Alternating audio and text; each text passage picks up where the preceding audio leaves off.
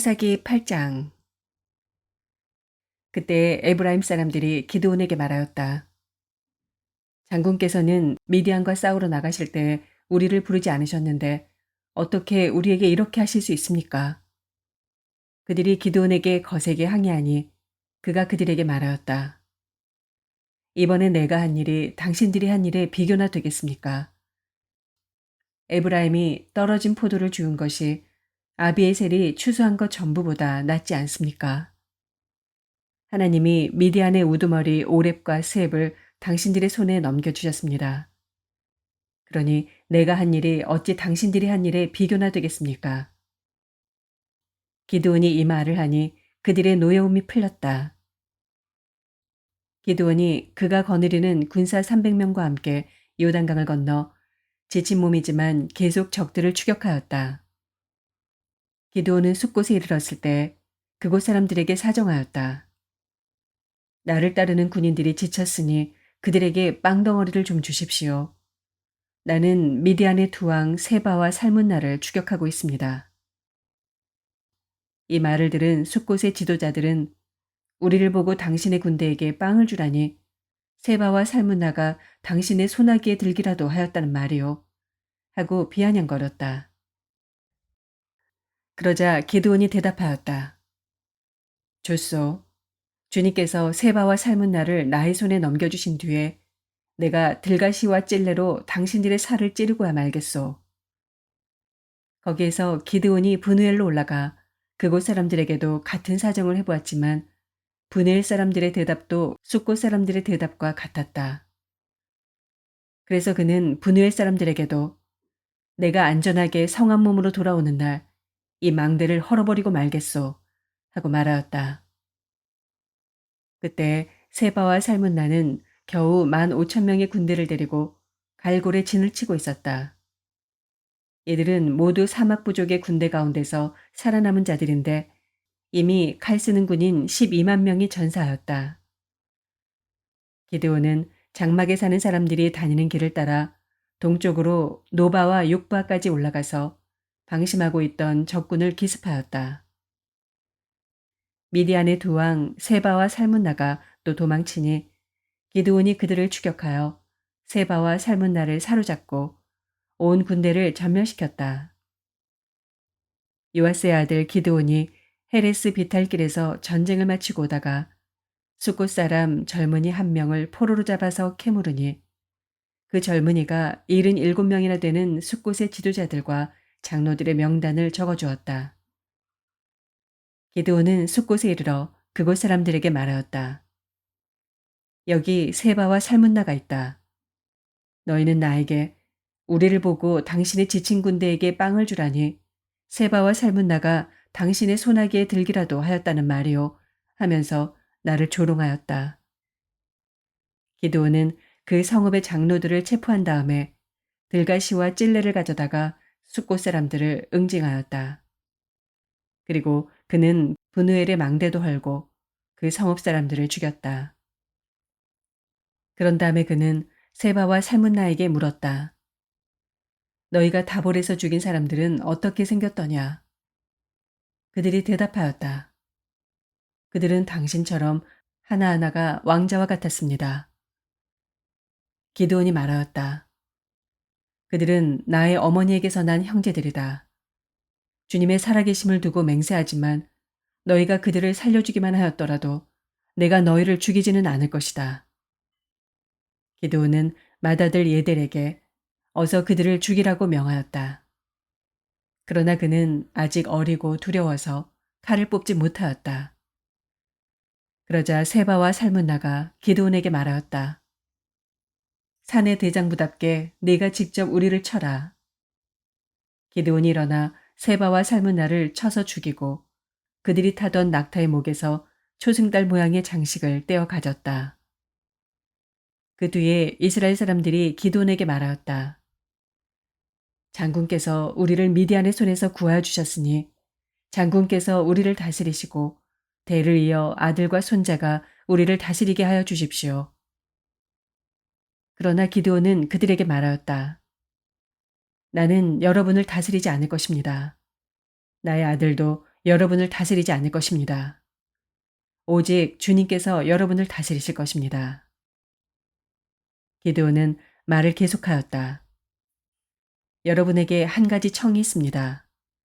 각 사람이 얻은 전리품 가운데서 귀고리 하나씩을 나에게 주십시오.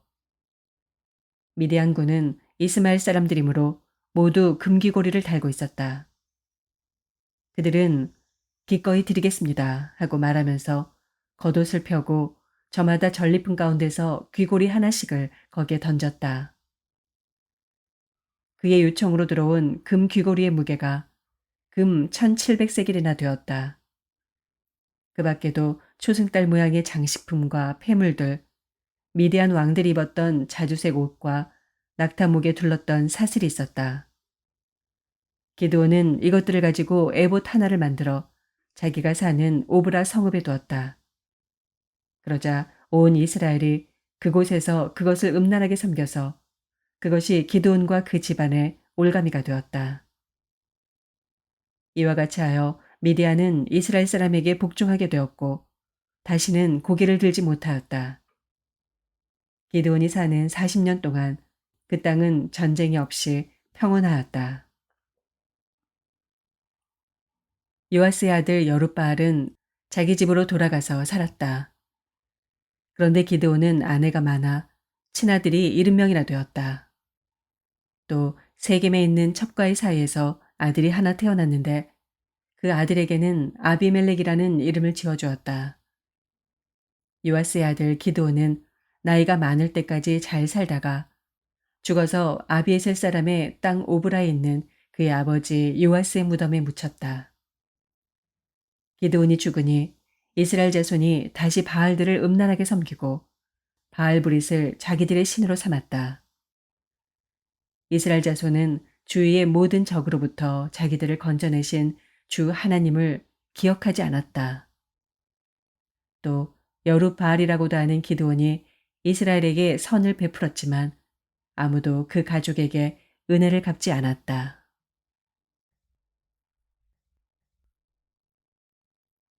사도행전 12장. 이 무렵에 헤롯 왕이 손을 뻗쳐서 교회에 속한 몇몇 사람을 해하였다. 그는 먼저 요한과 형제간인 야고보를 칼로 죽였다. 헤롯은 유대 사람들이 이 일을 기뻐하는 것을 보고 이제는 베드로까지 잡으려고 하였다. 때는 무교절 기간이었다. 그는 베드로도 잡아서 감옥에 가두고 4명으로 짠 경비병 4패에게 맡겨서 지키게 하였다. 6월절이 지나면 백성들 앞에 그를 끌어낼 속셈이었다. 이렇게 되어서 베드로가 감옥에 갇히고 교회는 그를 위하여 하나님께 간절히 기도하였다. 헤롯이 베드로를 백성들 앞에 끌어내기로 한 그 전날 밤이었다. 베드로는 두 쇠사슬에 묶여 군인 2사람 틈에서 잠들어 있었고 문 앞에는 파수꾼들이 감옥을 지키고 있었다. 그런데 갑자기 주님의 천사가 나타나고 감방에 빛이 환히 비쳤다. 천사가 베드로의 옆구리를 쳐서 깨우고 말하기를 빨리 일어서라 하였다. 그러자 쇠사슬이 그의 2 손목에서 풀렸다. 천사가 베드로에게 띠를 띠고 신을 신어라 하고 말하니 베드로가 그대로 하였다. 또 천사가 그에게 겉옷을 두르고 나를 따라오너라 하니 베드로가 감방에서 나와서 천사를 따라갔다. 베드로는 천사가 하는 일이 참인 줄 모르고 자기가 환상을 보고 있는 것이라고 생각하였다. 그들이 첫째 초소와 둘째 초소를 지나서 시내로 통하는 철문에 이르니 문이 저절로 열렸다. 그래서 그들은 바깥으로 나와서 거리를 하나 지났다. 그때 갑자기 천사가 떠나갔다. 그때야 베드로가 정신이 나서 말하였다. 이제야 참으로 알겠다. 주님께서 주님의 천사를 보내셔서 헤롯의 손에서 그리고 유대 백성이 꾸민 모든 음모에서 나를 건져주셨다. 이런 사실을 깨닫고서 베드로는 마가라고도 하는 요한의 어머니 마리아의 집으로 갔다. 거기에는 많은 사람이 모여서 기도하고 있었다. 베드로가 대문을 두드리니 로데라는 어린 여종이 맞으러 나왔다. 그 여종은 베드로의 목소리를 알아듣고 너무 기뻐서 문을 열지도 않고 도로 달려들어가서 대문 앞에 베드로가 서 있다고 알렸다. 사람들이 여종에게 "네가 미쳤구나" 하고 말하자 여종은 참말이라고 우겼다.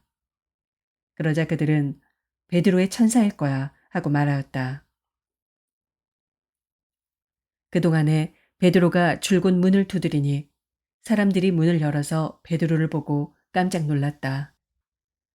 베드로는 손을 흔들어서 그들을 조용하게 하고 주님께서 자기를 감옥에서 인도해내신 일을 이야기하였다.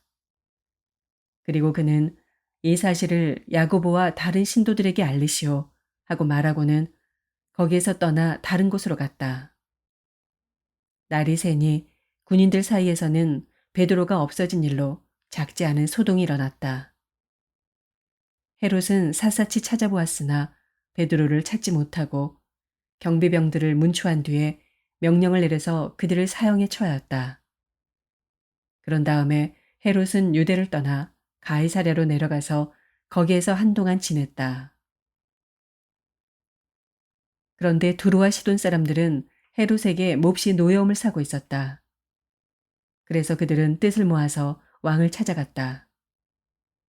그들은 왕의 침실 시종 블라스도를 설득하여 그를 통해서 헤롯에게 화평을 청하였다. 그들의 지방이 왕의 영토에서 식량을 공급받고 있었으므로 이렇게 할 수밖에 없었다. 지정된 날에 헤롯이 용포를 걸쳐 입고 왕좌에 좌정하여 그들에게 연설하였다. 그때 군중이 신의 소리다, 사람의 소리가 아니다 하고 외쳤다. 그러자 즉시로 주님의 천사가 헤롯을 내리쳤다. 헤롯이 하나님께 영광을 돌리지 않았기 때문이다. 그는 벌레에게 먹혀서 죽고 말았다. 하나님의 말씀이 점점 더 널리 퍼지고 믿는 사람이 많아졌다.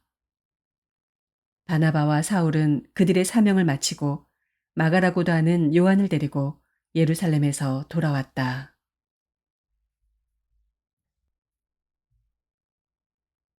예레미야서 21장. 시드기야 왕이 말기야의 아들 바수울과 마아세야의 아들 스바냐 제사장을 예레미야에게 보냈을 때 주님께서 그들에게 전할 말씀을 예레미야에게 주셨다. 그때 그들이 와서 이렇게 말하였다.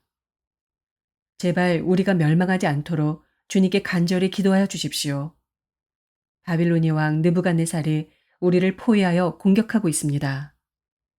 행여 주님께서 예전에 많은 기적을 베푸신 것처럼 우리에게도 기적을 베풀어 주시면 느부갓네살이 우리에게서 물러갈 것입니다. 예레미야가 그들에게 대답하였다. 시드기야 왕에게 가서 이렇게 전하시오.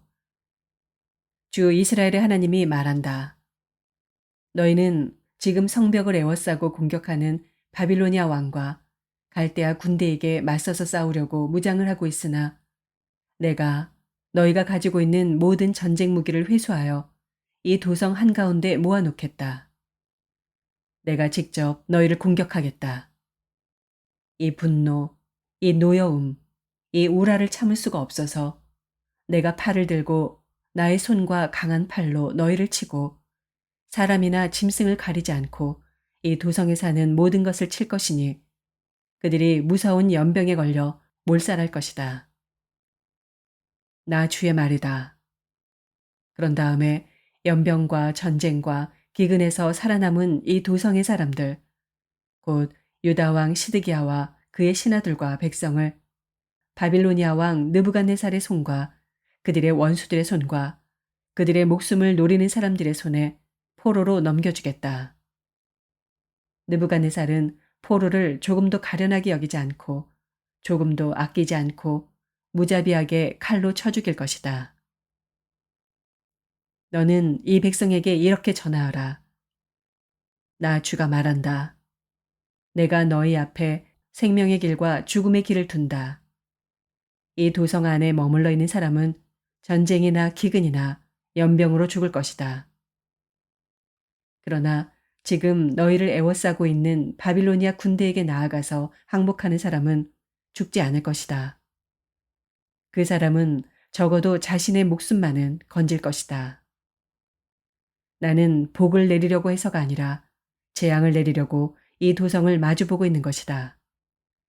이 도성은 바빌로니아 왕의 손에 들어갈 것이고 그는 이 도성을 불질러 버릴 것이다. 나 주의 말이다. 이제 유다 왕실에 말한다. 너희는 나 주의 말을 들어라. 다윗의 왕가는 들어라. 나 주가 말한다. 아침마다 공의로운 판결을 내려라. 너희는 고통받는 사람들을 구하여 주어라. 억압하는 자들의 손에서 그들을 건져 주어라. 그렇지 않으면 그들의 악행 때문에 나의 분노가 불처럼 일어나서 불탈 것이니 아무도 끌 수 없을 것이다. 골짜기로 둘러싸인 우뚝 솟은 바위산에서 사는 자들아. 우리를 습격할 자가 누구며 우리가 숨은 곳에까지 쳐들어올 자가 누구냐 한다마는 이제 내가 너희를 치겠다. 나 주의 말이다. 나는 너희의 행실에 따라 너희를 벌하겠다. 나 주의 말이다. 내가 바로 예루살렘의 숲에 불을 질러 그 주변까지 다 태워버리겠다.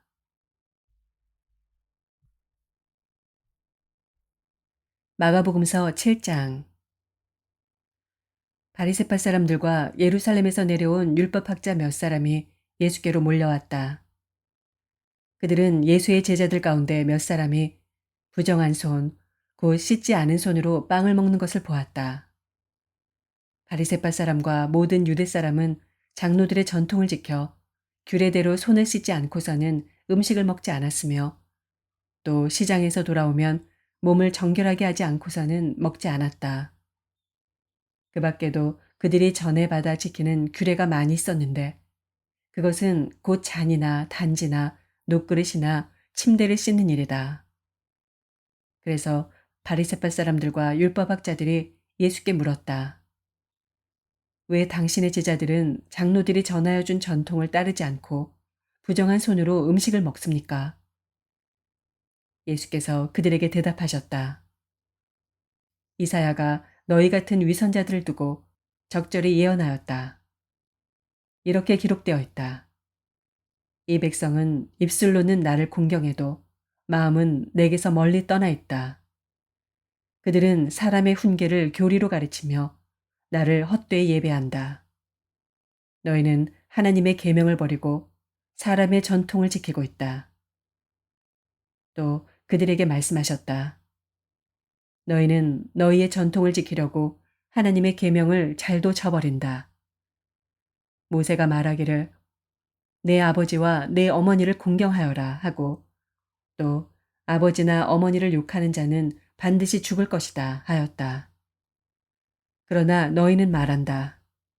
누구든지 아버지나 어머니에게 말하기를 내게서 받으실 것이 고르반 곧 하나님께 드리는 예물이 되었습니다 하고 말만 하면 그만이라고 말한다. 그러면서 아버지나 어머니에게 그 이상 아무것도 해드리지 못하게 한다. 너희는 너희가 물려받은 전통을 가지고 하나님의 말씀을 헛되게 하며 또 이와 같은 일을 많이 한다. 예수께서 다시 무리를 가까이 부르시고서 그들에게 말씀하셨다. 너희는 모두 내 말을 듣고 깨달아라.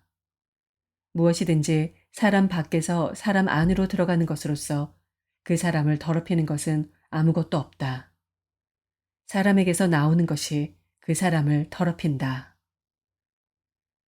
예수께서 무리를 떠나 집으로 들어가셨을 때 제자들이 그 비유를 두고 물었다. 예수께서 그들에게 말씀하셨다. 너희도 아직 깨닫지 못하느냐? 밖에서 사람의 몸속으로 들어가는 것이 사람을 더럽히지 못한다는 것을 알지 못하느냐? 밖에서 사람 안으로 들어가는 것은 무엇이든지 사람의 마음속으로 들어가지 않고 뱃속으로 들어가서 뒤로 나가기 때문이다. 예수께서는 이런 말씀을 하여 모든 음식은 깨끗하다고 하셨다. 또 그들에게 말씀하셨다. 사람에게서 나오는 것, 그것이 사람을 더럽힌다. 나쁜 생각은 사람의 마음에서 나오는데 곧 음행과 도둑질과 살인과 간음과 탐욕과 악의와 사기와 방탕과 악한 시선과 모독과 교만과 어리석음이다. 이런 악한 것이 모두 속에서 나와서 사람을 더럽힌다.